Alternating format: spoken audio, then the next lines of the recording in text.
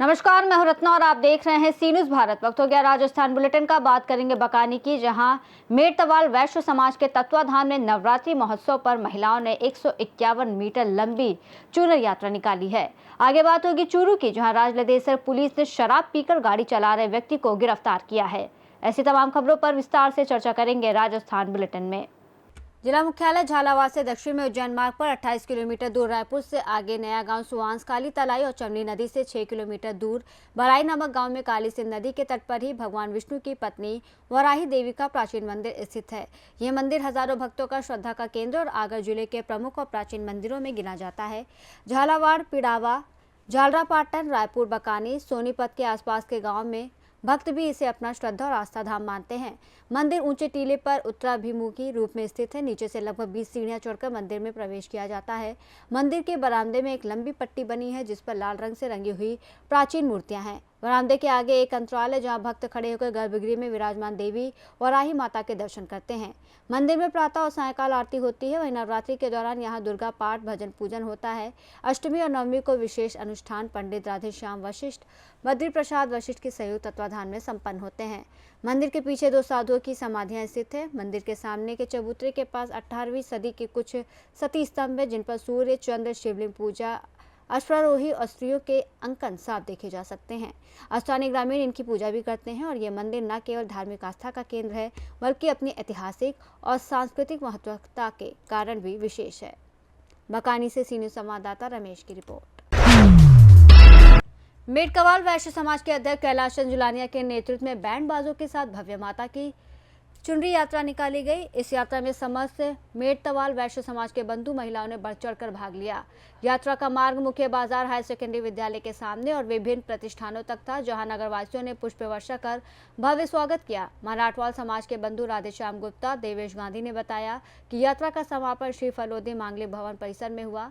माता को चुनर अर्पित कर महाआरती और महाप्रसाद के साथ समाज बंधुओं का सामूहिक भोज आयोजित किया गया।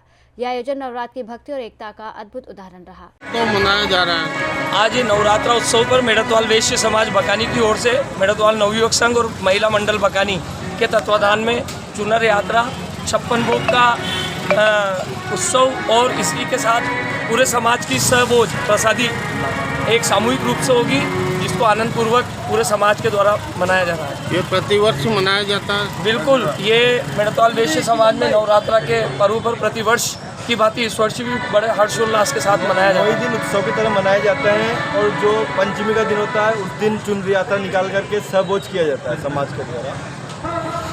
पूरा समाज इकट्ठा होता है। बिल्कुल, पूरे समाज को और आसपास के जो गांव हैं, नानौर, बड़ाई, बड़बड़ और हरिपुरम, समाज के जो भी बंधु है, आसपास जो भी गाँव में रहते हैं, सभी यहाँ आके और माता जी का यहाँ हाजिरी लगाते हैं। धन्यवाद। बकानी से सी न्यूज़ संवाददाता रमेश चंद्र शर्मा की रिपोर्ट। शनिवार को राजलदेसर पुलिस ने नाकाबंदी के दौरान शराब पीकर गाड़ी चलाने वाले एक व्यक्ति को गिरफ्तार किया। पुलिस ने यह कार्रवाई वाहन चेकिंग के दौरान की। पुलिस ने कार चालक को रोककर कागजात मांगे, लेकिन उसके पास कोई वैध कागजात नहीं थे। चालक से पूछताछ के दौरान पुलिस को उसके मुंह से शराब की तेज गंध महसूस हुई। हेड कांस्टेबल रोशनलाल ने ब्रेथ एनालाइजर से जांच की, जिसमें टेस्ट पॉजिटिव पाया गया और इसके बाद पुलिस ने तुरंत कार्रवाई करते हुए चालक को गिरफ्तार कर लिया। पुलिस ने अरविंद कुमार के खिलाफ मोटर वाहन अधिनियम की धारा के तहत मामला दर्ज किया है।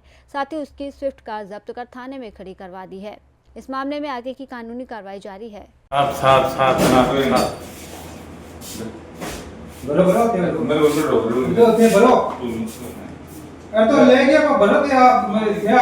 क्या नाम है? अरविंद। पिताजी का नाम? राम कुमार। गांव कौन सा है? बाटरा नाऊ सिकर। चूरू से सी न्यूज़ संवाददाता पवन शर्मा की रिपोर्ट। राजलदेसर भाजपा कार्यकर्ताओं ने प्रधानमंत्री नरेंद्र मोदी की मन की बात का 126वां एपिसोड सुना। मोदी जी ने मन की बात के माध्यम से आत्मनिर्भर भारत बनाने के लिए देशवासियों को स्वदेशी उत्पाद अपनाने पर जोर के साथ साथ छठ पूजा यूनेस्को में शामिल करवाने और 2 अक्टूबर को गांधी जयंती के उपलक्ष्य में ज़्यादा से ज़्यादा खादी खरीदने पर जोर दिया और विजयदशमी पर्व धूमधाम से मनाने का संदेश दिया। मन की बात के माध्यम से देशवासियों से आरएसएस के बारे में कहा। स्वयंसेवक हर आपदा में जी जान से लगे रहते हैं और बिना थके राष्ट्रीय निर्माण में अपनी अहम भूमिका निभा रहे हैं। साथ ही मन की बात में असमी सिंगर जुबीन गर्ग के निधन पर शोक व्यक्त किया। भारत रत्न भूपेन हजारिका 100वीं जयंती पर उनको नमन किया। वहीं पूर्व नगर पालिका अध्यक्ष गोपाल मारू, चूरू जिला ओबीसी उपाध्यक्ष इंद्रचंद देवड़ा और पार्षद कुलदीप स्वामी ने मन की बात के 126वें एपिसोड पर अपनी राय प्रकट की।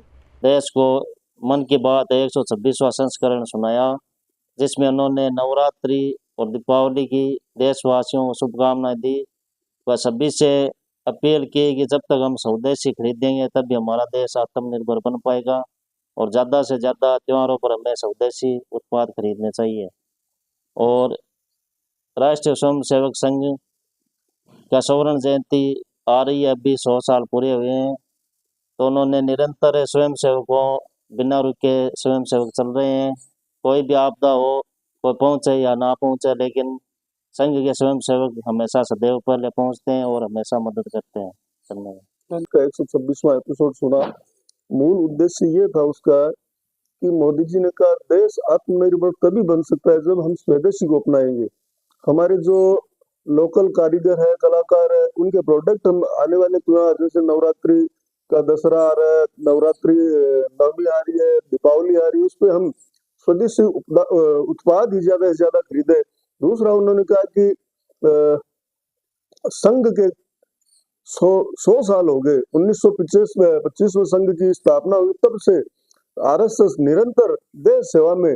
आज जहां भी आपदा है, पता नहीं कोई पहुंचे न पहुंचे, आरएसएस का कार्यकर्ता वहां पहुंचेगा, स्वयंसेवक सबसे पहले पहुंचता है। और बहुत सी बातें उन्होंने बताई और साथ ही देशवासियों को दीपावली और नवरात्रि की शुभकामनाएं दी। धन्यवाद। जी ने देशवासियों को क्या संदेश दिया उसके बारे में आप बताइए। माननीय प्रधानमंत्री जी ने देश को स्वदेशी अपनाने के लिए आग्रह किया, सभी देशों से अपील की कि ज़्यादा से ज़्यादा स्वदेशी अपनाएं और विशेषकर खादी का कोई चीज आइटम जरूर खरीदे दिवाली पे।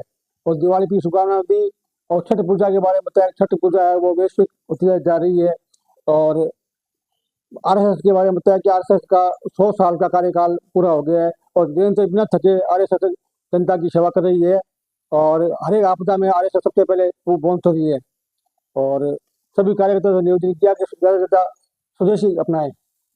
धन्यवाद। चूरू से सीनियर संवाददाता पवन शर्मा की रिपोर्ट। पुलिस थाना हनुमानगढ़ जंक्शन ने करीब 50 लाख रुपए कीमत के कुल 100 गुमशुदा स्मार्टफोन बरामद कर परिवादियों को वापस लौटाए। ये पुलिस की एक बड़ी सफलता मानी जा रही है और इसे आमजन के लिए दीपावली का खास तोहफा बताया जा रहा है। पुलिस अधीक्षक हरिशंकर ने आज एक प्रेस कॉन्फ्रेंस में बताया कि जिला हनुमानगढ़ में पिछले 1 साल से चोरी या गुम हुए मोबाइल फोन की ट्रेसिंग की गई। लगभग 100 स्मार्टफोन्स पुलिस ने बरामद किए। प्रत्येक फोन की अनुमानित कीमत 25,000 से 70,000 रुपए तक है, जिससे कुल बरामदगी की कीमत लगभग 50 लाख रुपए पहुंचती है। इस महत्वपूर्ण कार्य में थानाधिकारी लक्ष्मण सिंह राठौर के नेतृत्व में सुरेश कुमार और हेमेंद्र सिंह की टीम सक्रिय रही। ये हनुमानगढ़ जंक्शन के थानाधिकारी और वरिष्ठाधिकारी के द्वारा एक टीम बनाई गई 2 कांस्टेबल की, जिसमें सुरेश कांस्टेबल 1233 और हेमेंद्र सिंह कांस्टेबल 425 के द्वारा पिछले 3 महीनों में लगातार CEIR पोर्टल की निगरानी रख ये 100 फोन बरामद किए हैं, जिनकी कीमत लगभग 50 लाख रुपए है। और उन 100 फोनों को बरामद कर अब हम लोग जिन परिवादियों के फोन गुम हुए हैं उनको हम प्रदान करेंगे। तो ये पिछले 3 महीने की जंक्शन थाना की कार्रवाई है। हमारे 2 कांस्टेबल के द्वारा ये विशेष प्रयास किया गया। इसमें मैं परिवादियों को और जो लोग हैं उनको अपील करना चाहता हूं कि आप लोगों का यदि कोई फोन गुम होता है तो आजकल एक ऐप है राजकोप सिटीजन, उस पर उस फोन की IMI और जो डिटेल है वो उसमें डालें। उसके बाद एक PDF जनरेट होगा और उस PDF को अपने पास रखें और थाने में बताएं। और एक CEIR पोर्टल है, उस पर हमारा थानाधिकारी उसको प्रत्येक दिन वॉच करते हैं, मॉनिटर करते हैं, जिससे जैसे ही फोन मिलेगा, फोन का कोई यूज करेगा तो तुरंत हमारे पास मैसेज आएगा और उसके बाद हम लोग फोन को रिकवर करते हैं। हनुमानगढ़ से सीनियर संवाददाता लखविंदर की रिपोर्ट। इस बुलेटिन में फिलहाल इतना ही। देश और दुनिया की तमाम बड़ी खबरों के लिए देखते रहिए सी न्यूज़ भारत।